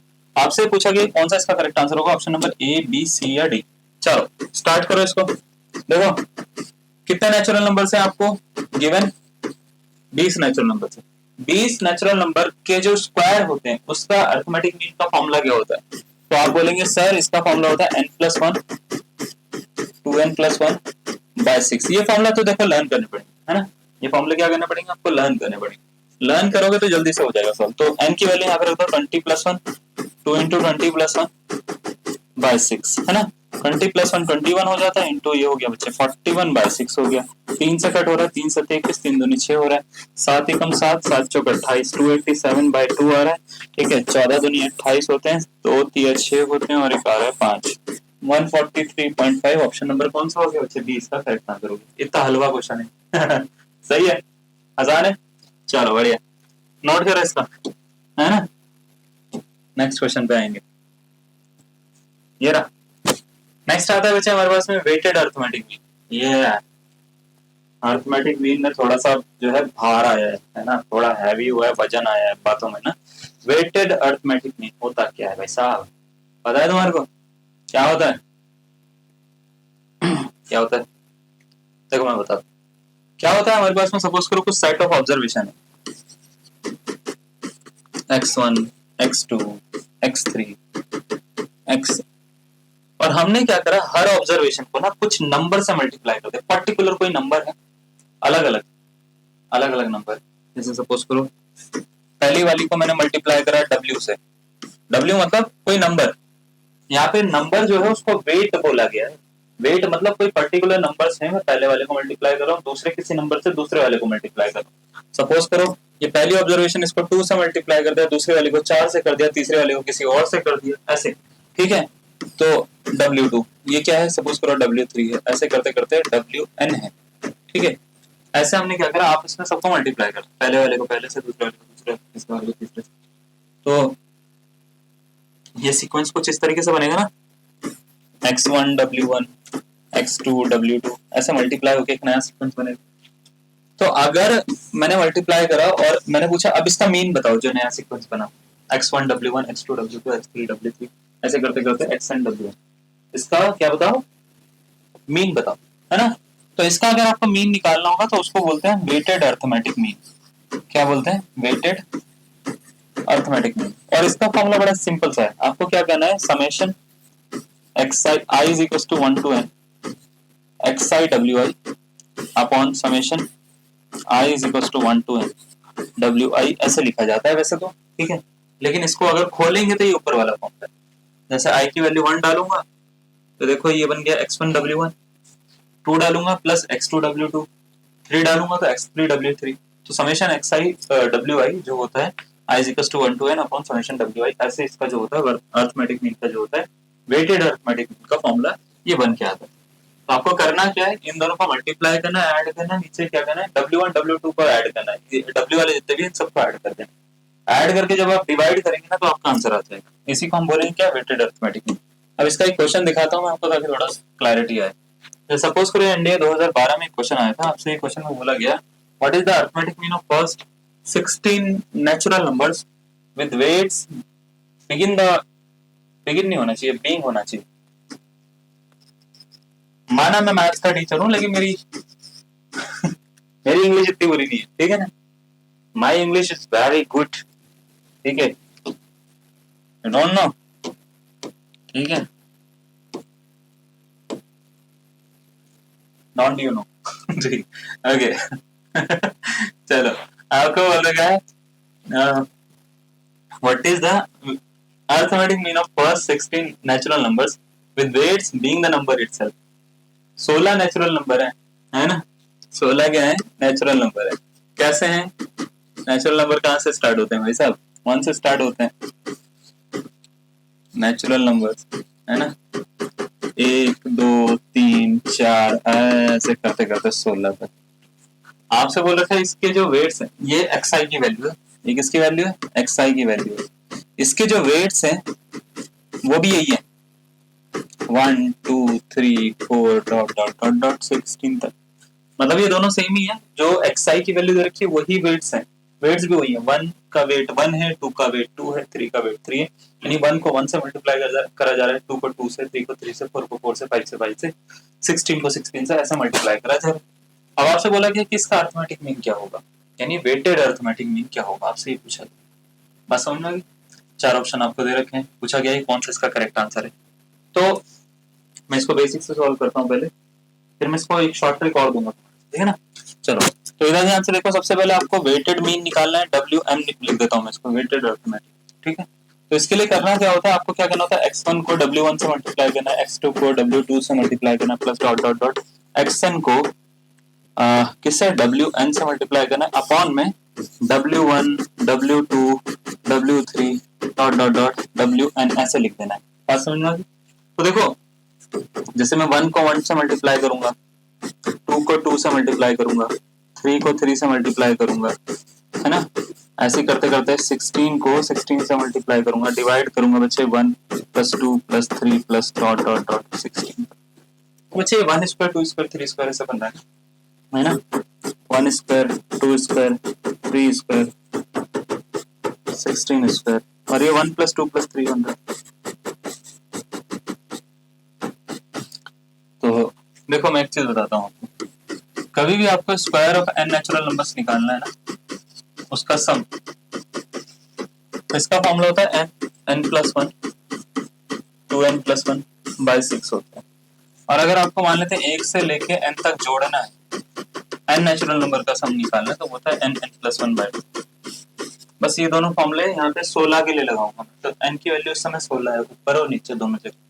तो मैं इसको क्या करूंगा, इन दोनों फॉर्मूलाज को यहाँ पे लगा रहा हूँ, ठीक है। तो ये कुछ ऐसा हो जाएगा, 16 प्लस 1 2 गुणा 16 प्लस 1 अपॉन में 6, ऊपर वाले में लगाया ये वाला फॉर्मूला क्योंकि स्क्वायर था ऊपर, नीचे हो जाएगा 16 प्लस 1 अपॉन में 2। मतलब मैंने यहाँ पे ये वाला फॉर्मूला लगाया, यहाँ पे ये वाला फॉर्मूला लगाया। यहाँ पे जो ये जो लास्ट नंबर होता है इसको n बोलते हैं, जहाँ पे खत्म, तो 16 है यहाँ पे, ठीक है ना। 16 कट दो, इसको कट दो 3 बारी में, इसको भी कट दो, ठीक है। तो ये हो रहा है 16 गुणा 2 प्लस 1 अपॉन में 3 आ रहा है बच्चे, 16 दूनी 32 और 33 अपॉन में 3 आ रहा है बच्चे, कितना हो जाता है, 11 हो जाता है। तो 11 इसका क्या हो गया, आंसर खत्म, है ना। इजी पीजी लेमन स्क्वीजी, है ना। हल हुआ क्वेश्चन था भाई साहब ये है ना, समझ में आया। चलो, इसको आप नोट करो, मैं इसका शॉर्टकट बताता हूँ तुम्हारे को। शॉर्टकट भी मांगता है ना तुम्हारे को, मांगता है कि नहीं मांगता है, मांगता है, देता हूँ, रुक जाओ।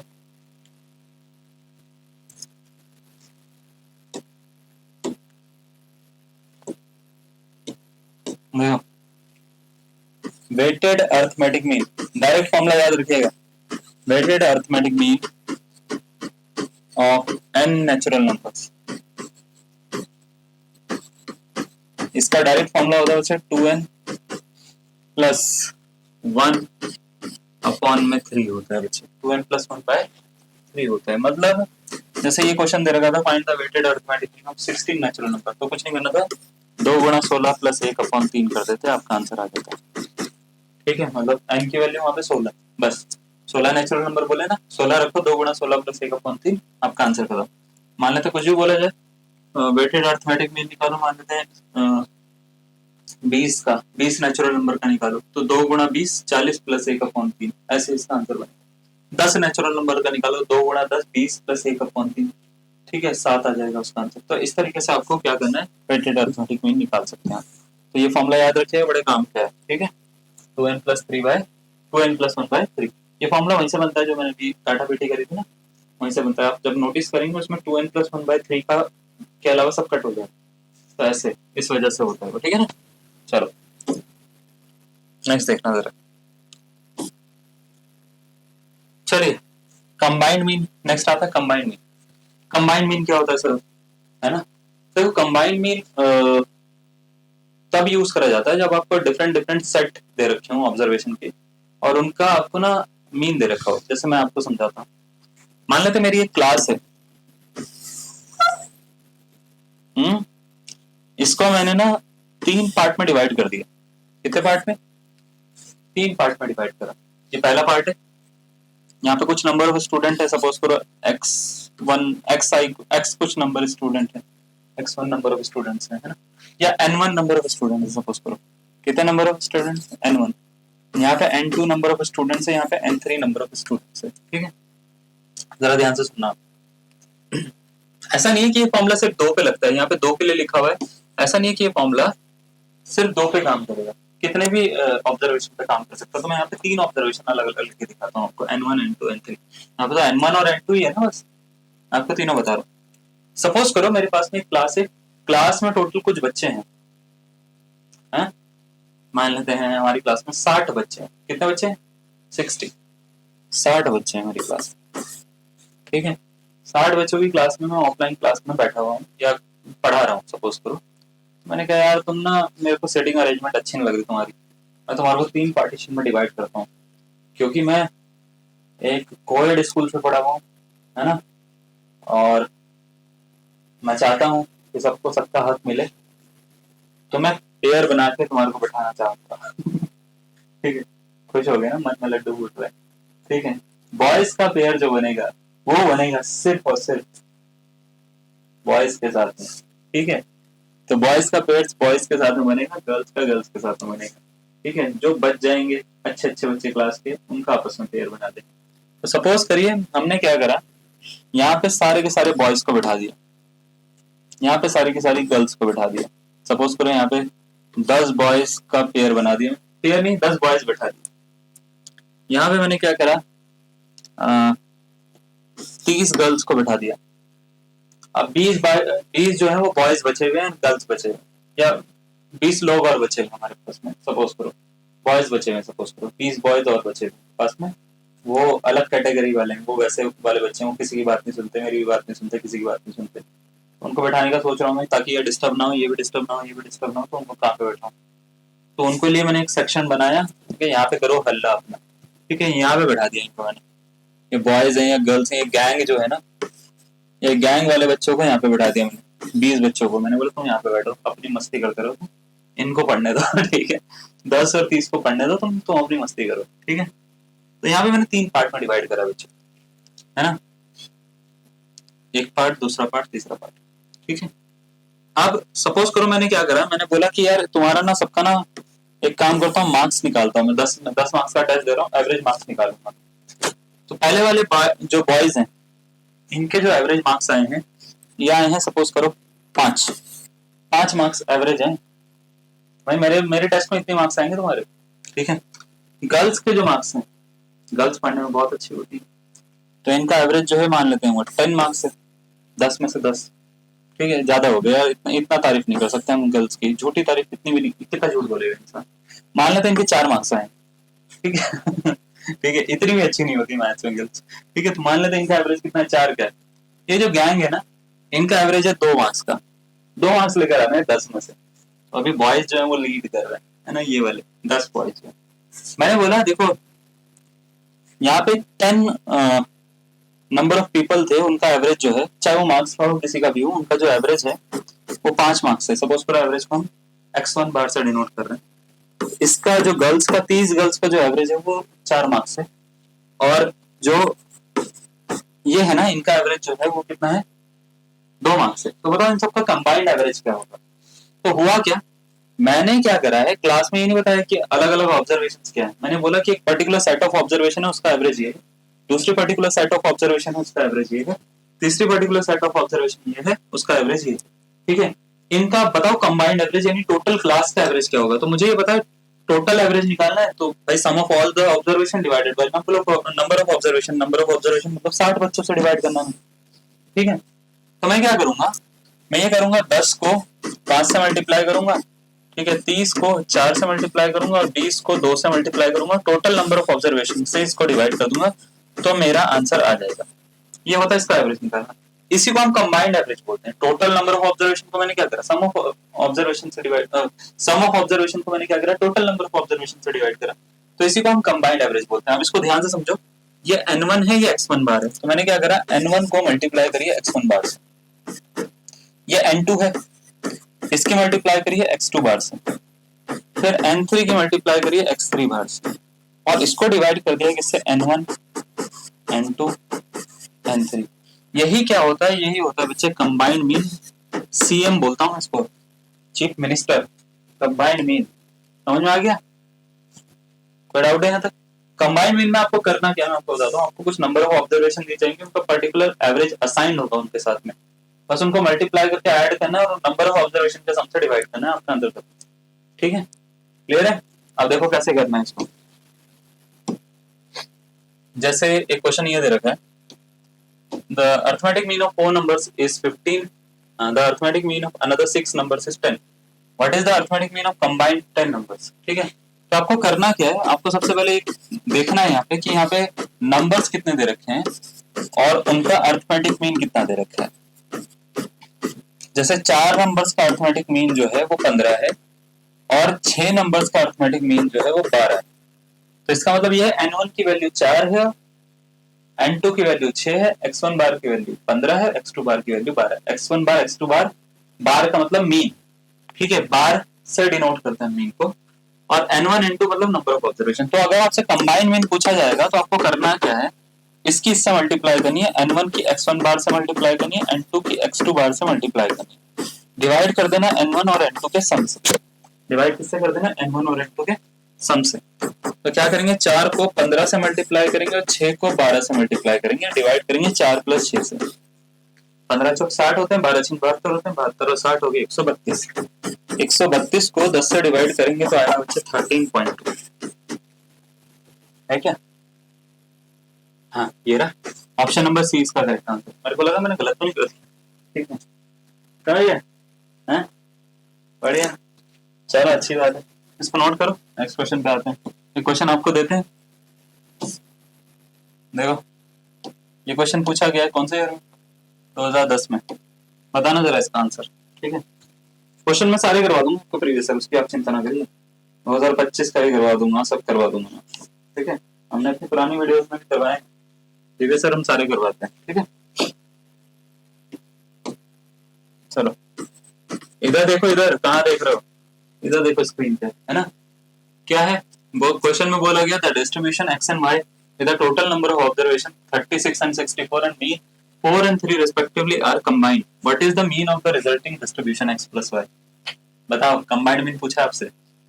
3.26, 3.32, 3.36, 3.42। 45 मिनट का टाइम है, जल्दी करना, ठीक है ना। मैं स्टार्ट करता हूँ। यहाँ पे नंबर ऑफ ऑब्जर्वेशन कितनी दे रखी है, 36 ऑब्जर्वेशन है, और दूसरा है 64 ऑब्जर्वेशन। इनका जो मीन है 4 और इसका मीन है बच्चे कितना, 3। 4 और 3 मीन, ठीक है।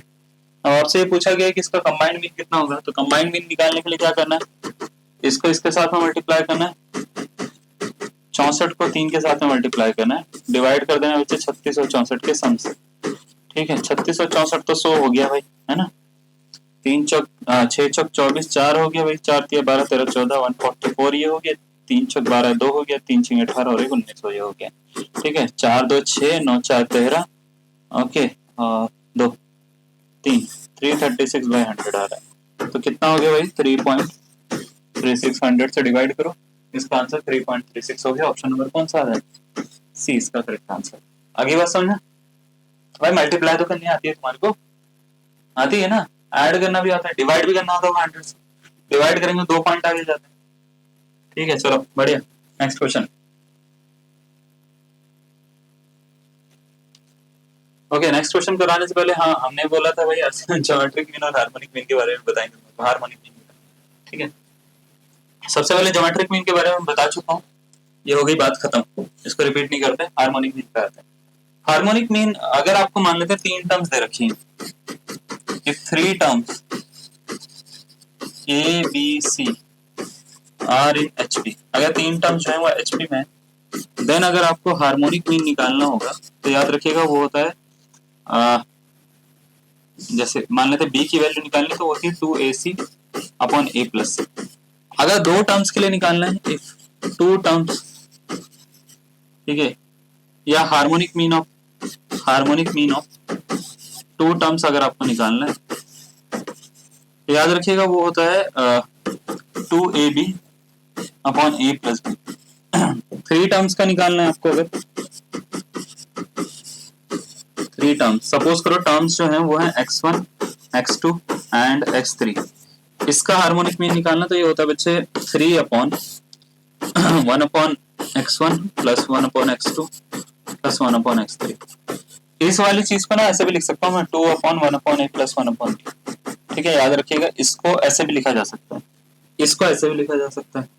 ठीक है या 4 टर्म्स का निकालना harmonic mean of 4 terms. 4 terms suppose करो हमारे पास में x1 x2 x3 x4। इसका अगर मेरे को निकालना तो ये होगा 4 upon 1 upon x1 1 upon x2 1 upon x3 1 upon x4। ठीक है, ऐसे आप निकाल सकते हो। तो हार्मोनिक मीन निकालने के लिए बच्चे आपको ना एक चीज समझ में आएगी, भाई जितने भी नंबर ऑफ टर्म्स है ना उसको ऊपर लिख रहा हूं मैं। देखो 2 टर्म्स से तो 2 को ऊपर लिखा था, बाकी सबको 1 अपॉन रेसिप्रोकल करके ऐड कर रहा हूं। 3 टर्म्स से तो 3 को ऊपर लिखा, फिर 1 upon x1 1 upon x2 1 upon x3 को ऐड कर दिया।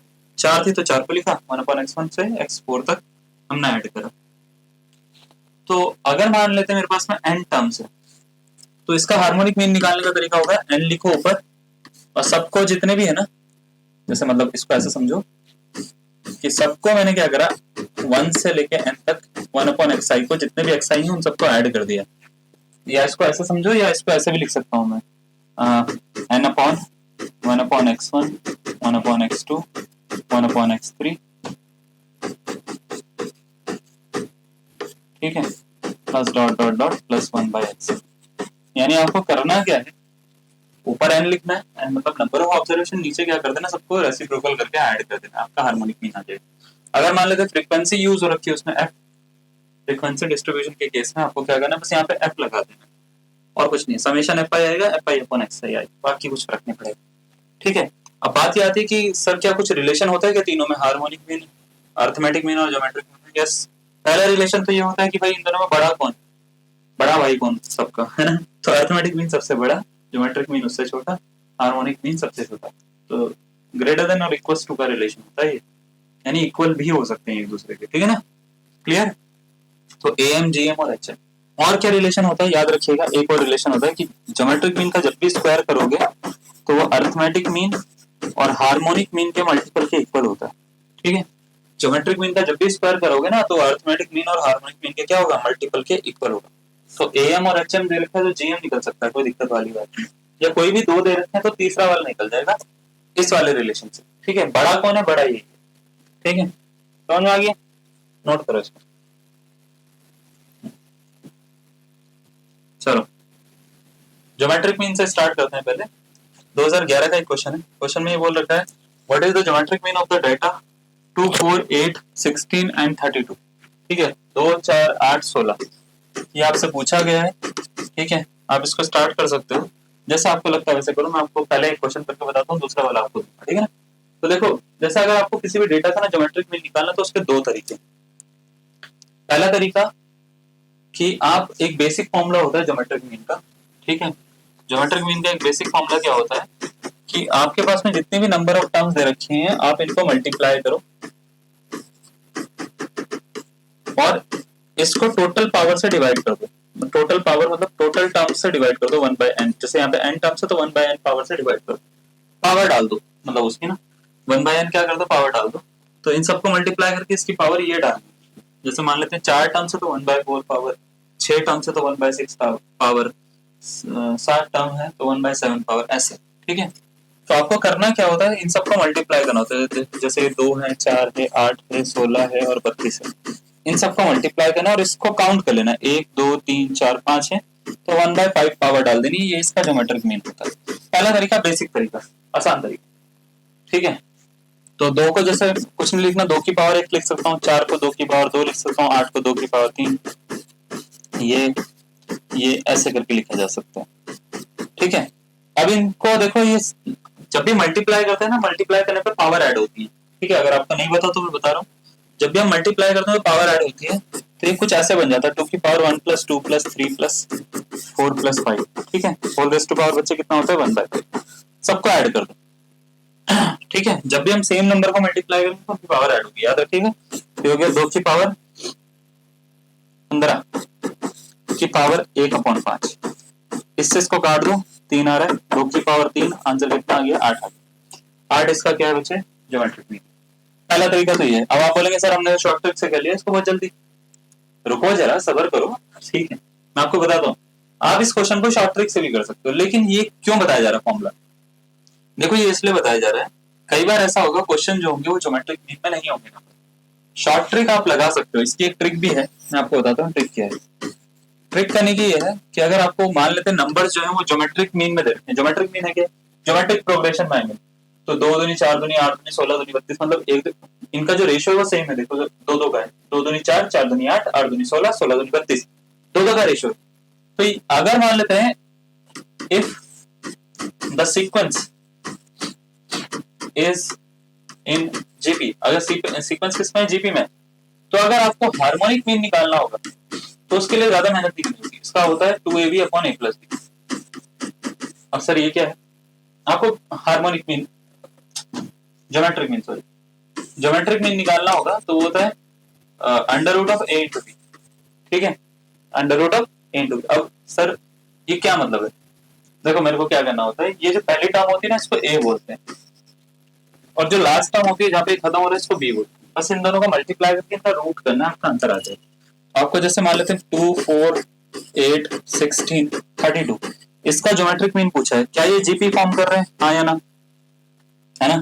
तो इसका अगर आपसे ज्योमेट्रिक मीन पूछा है तो आपको क्या करना है बच्चे, आपको मल्टीप्लाई करनी है 2 और 32 की, और जो भी आएगा उसका रूट निकाल देना है, बस आपका आंसर खत्म।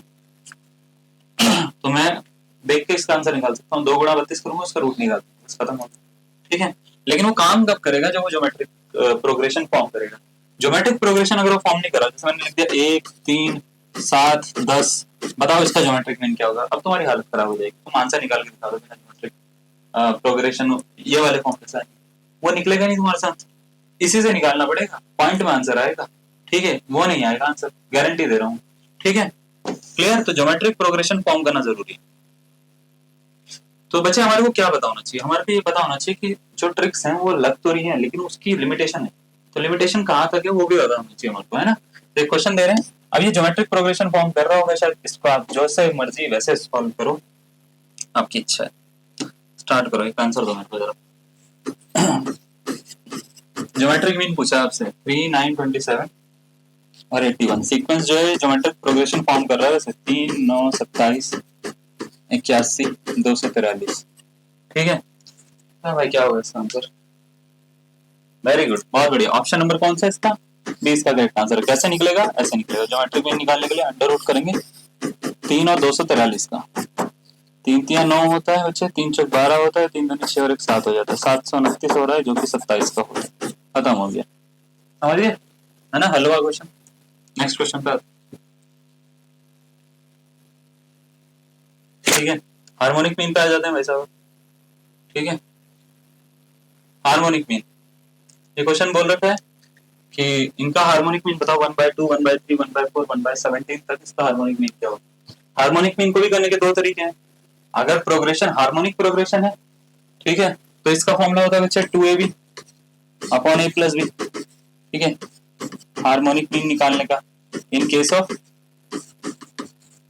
hp, ठीक है। अदरवाइज हार्मोनिक मीन का जो फॉर्मूला होता है वो होता है n upon 1 upon summation i is equal to 1 to n 1 upon xi, ठीक है। तो आपको कौन सा फॉर्मूला यूज करना है, it is up to you, totally up to you, है ना। आपको ये देखना है कि क्या ये प्रोग्रेशन हार्मोनिक प्रोग्रेशन बन रही है, तो आप इसको उल्टा करो, 1/2 का उल्टा 2 होता है, 1/3 का उल्टा 3 होता है, हमने अभी बताया था, आज ही तो पढ़ा है। तो 2 और 3 डिफरेंस 1 का आ रहा है, 3 और 4 डिफरेंस 1 का आ रहा है, तो हार्मोनिक प्रोग्रेशन है ये। तो इसको a कंसीडर करो, इसको b कंसीडर करो, ठीक है। तो इसका हार्मोनिक मीन क्या होगा, 2ab a प्लस b, ठीक है। चलो देखो जरा,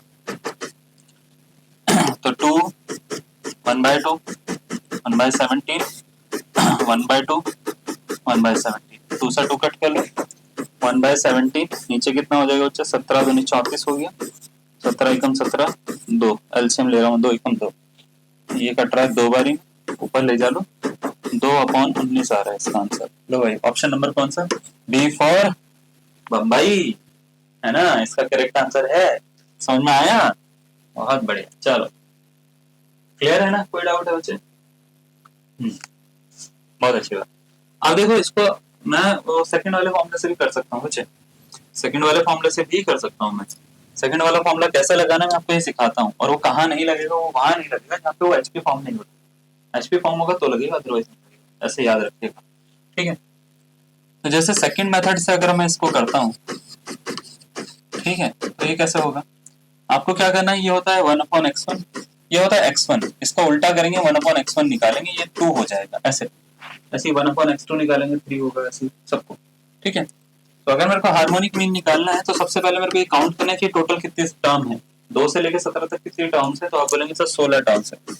तो इसका फॉर्मूला होता है, फॉर्मूला यहाँ पे लिखता हूँ मैं, n/समेशन 1/xi होता है, i = 1 से n, ठीक है। तो n मतलब 16 लिखना है, 16 लिखने के बाद में 2 + 3 + 4 + डॉट डॉट डॉट 17 तक ऐड करना है। अब ऐड करने के लिए देखो आप या तो सीक्वेंस का फॉर्मूला लगा सकते हो, अरिथमेटिक प्रोग्रेशन का फॉर्मूला होता है Sn = n/2 a + an, ये वाला फॉर्मूला होता है बच्चे जब भी आपको सीक्वेंस को ऐड करना, तो आप ऐड कर सकते हैं इससे। देखो 16 अपॉन ये कितना बनेगा, n/2, 16 ही टर्म्स है हमारे पास में, a 2 + an 17, 16 से 16 काट दो, एक बारी में कटता है, इसको ऊपर पहुंचा दो तो 2/19 इसका आंसर आ, कैसे भी करो आंसर वही निकलेगा, ठीक है।